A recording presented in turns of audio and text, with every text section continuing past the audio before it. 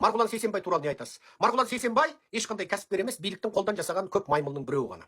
Ол сол Қазақстандағы қазақты тонап отырған бандиттік қарақшылық жүйенің жемтіктесі. Оның ана компанияда түген үлесі, мына компанияда түген үлесі, ана жерде жылжымайтын мүлігі, мына жерде жылжымайтын мүлігі, барлығы сол осы билікпен жемтіктес болып отырып тапқан заты. Ол ешқандай да адал кәсіпкер емес. Ол мына биліктің кәдімгі жемтіктес, аузы мұрны сол ұрлыққа жаңағы тығылып байыған көп ұрының біреуі ғана. Ол сол ғана.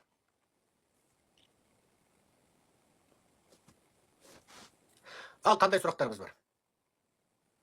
Жан Ахмадиев оппозиционер ма дейді. Жан Ахмадиев оппозиционер болса, онда шайтан тақуа мұсылман болады. Жан Ахмадиев биліктің маймылы, және биліктің әнші маймылы, аласа маймылы болды.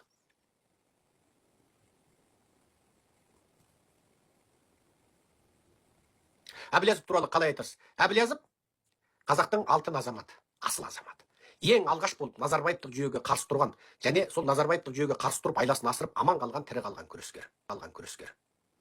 Тірі қалған, аман қалған күрескер. Алтынбек Құсап, Заманбек Құсап шерменде кетпеді, жаратушы оған өмір берді. Алтынбек, Заманбек, Арон сияқты, Дулат Ағаділ сияқты түрмеде қор болып өліп кеткенде, қазақтың көзін ашатын Әбілязов болмас еді.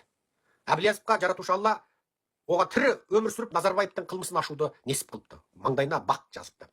Алтынбектер, Заманбектер, Арондар, Дулат Ағаділдер шерменде кетті, қор болып кетті. Мүмкін жаратушы оларға сондай тағдыр жазды. Бірақ Әбілязов міне қаншама жылдан бері, ширек ғасырдан бері Назарбаевтық жүйеменен алысып күресіп келе жатыр. Ол құрметке сыйға лайық адам. Мен оның қаражат мәселесін, анау мынау мәселесін айтып отырған жоқпын. Ол туралы мен білмеймін де. Бірақ бұл азаматтың Назарбаевтық қылмыстық, бандиттік қарақшылық, отан сатқыштық, ұлт жауы болған мына жүйеменен күресін мен өз басым сыйлаймын, ардақтаймын. Егер біз Қазақстанның мына жүйесін өзгерте алмай, ертең Қазақстанда демократия орнап, үлкен бір өзгеріс болып, Әбілязов 80-ге келіп тұрған болса, қартайып тұрған болса, мысалы оған жеткізбесін, енді ойытып қартаймай ақ қойсын. Мысалы Әбілязовтың әзір әлі күш қуаты бар. 80-ге келіп қартайып, бірақ халық егер сайлағанда секе сізді президент қылдық, енді Әбілязов қартайыпты десе, мен халқыма өтініш айтар едім. Әбілязов күреске менен бұрын шықты. Назарбаевтың қылмыстық жүйесіне қарсы күрескен бірінші адам. Сондықтан бұл кісінің әлі де күш қуаты бар кезде осы кісіге дауыс беріңіздер деп мен Әбілязовты ұсынар едім.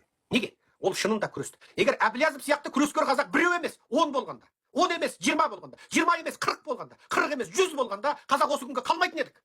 Бізден осындай күрескер азаматтардың шықпауы немесе өте аз шығуы біздің осындай зұлымдықта жасауымыздың себебі.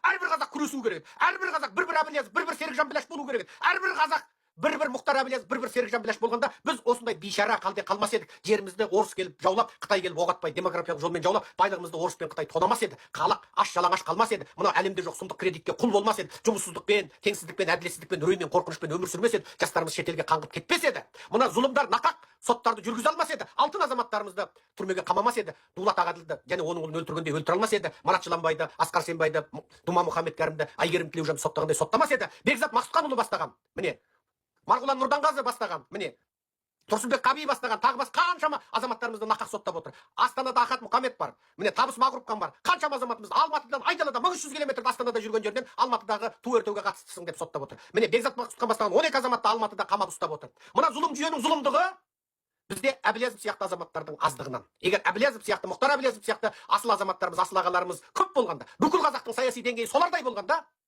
біз мына зұлымдыққа жасамас едік. Сондықтан мен Мұхтар Әбілязовты өз басым сыйлаймын, құрметтеймін, оның күресіне құрметпен қараймын. Неге? Ол сен істей алмағанды істеді.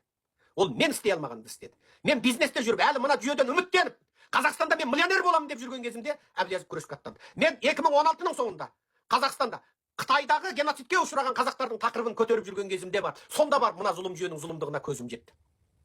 Сонда бар бүкіл қазақты сорлатып отырған Қытай емес, орыс емес, мына зұлым жүйе екен. Мына зұлым орыс құл Қытай құл жүйеден құтылсақ, бүкіл қазақ, тіпті шетелдегі қазақта құқық қорғалады екен деген танымға мен сол кезде келдім.